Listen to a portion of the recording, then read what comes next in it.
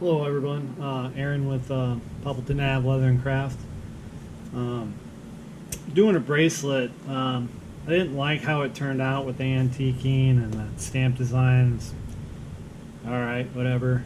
But I'm going to show you guys how to do double loop stitch. Um, I don't particularly care for lacing too much, but it does turn out really sexy. So I figured I'd put something nice on here. So I'll kind of show you how to get it started. And once you get in a rhythm with this, it does go by real quick. First time I ever did this lacing technique, it was on a bag. It took me almost all day. It was freaking crazy. The bag turned out really nice. It was a memorial bag for one of my friends. Typically, the rule of thumb for length is usually about 7 times your length, but this is thin leather. It's only a single layer, so I only do 5 times. So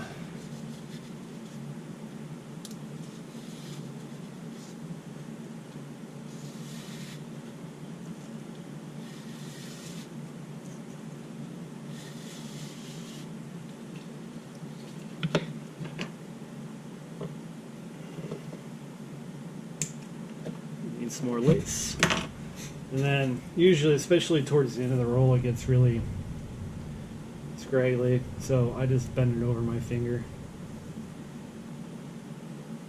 Kind of helps straighten it out.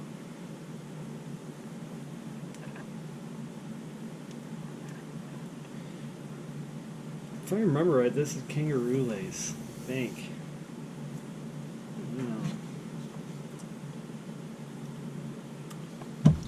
What do you say? But when you're getting your stitching needles, let's see here.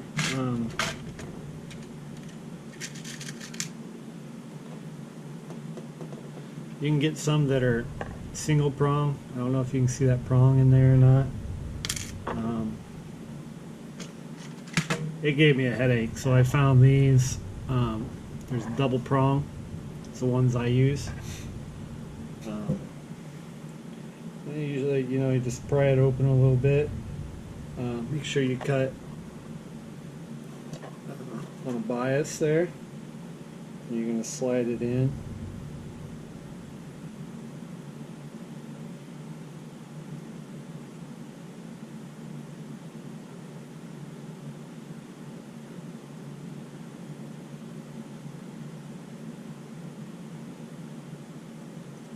Just like that. And then you can either take a pair of pliers and crimp it closed, but I tend to use my mallet. You don't bend the prongs. I've bent the prongs on a few where kind of ruined them. The goal is to use your needle as much as possible because these things are like 30 cents a piece. I try to get at least 3 or 4 projects on it if I can. But anyway, the way I start is I come in through the front.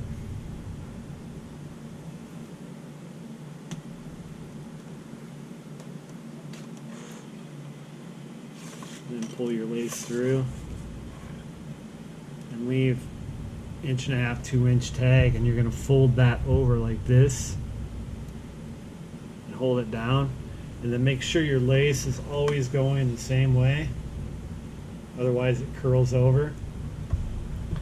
Then go through your next hole.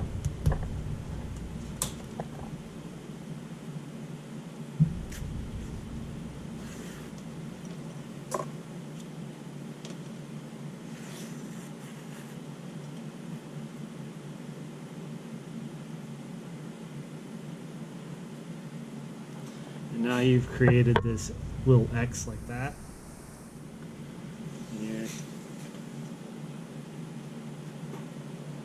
Gonna go right through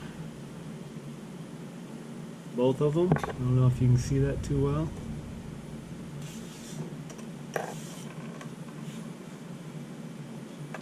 Pull through. When I first started doing this, I always thought this was wrong. It always took me forever to get started. It looks a little weird at first, And then go ahead, go through the next hole.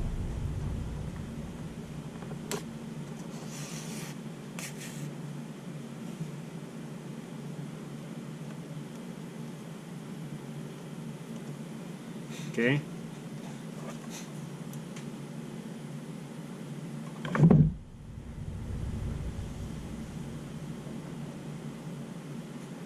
Come back around like this.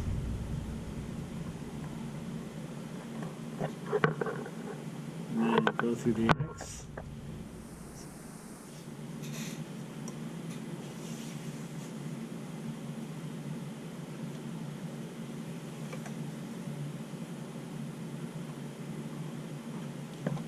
Go through the next hole.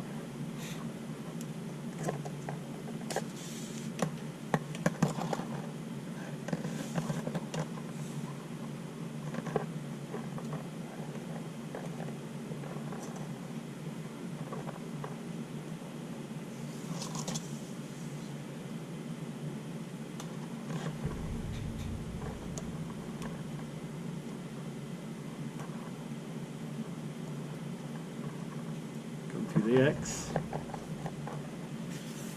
and then just keep going. Once you get in a groove with this, it actually goes quite quickly. When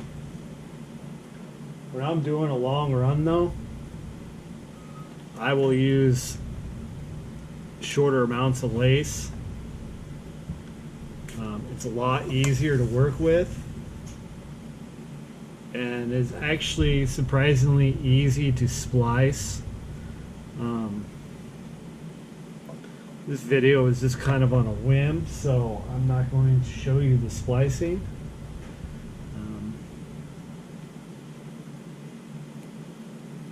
But if I come across when I'm doing a bigger piece, I will put it on there.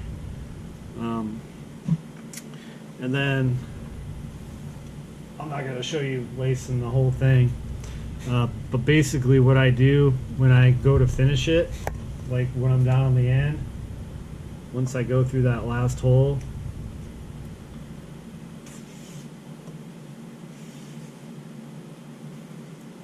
I'll come back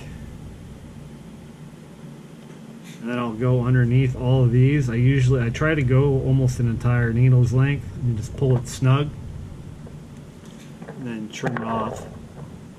That way you don't have to worry about it coming out, especially on a bracelet since it's going to be worn a lot and moved around. The bag's not as big of a deal, I don't think. But anyway, that's how I do the double loop lace. I made a mistake actually here. This tag end you're going to want underneath all of these. So I'll figure out how to fix that. I've done this before. I can usually sneak them up underneath of there with my needle.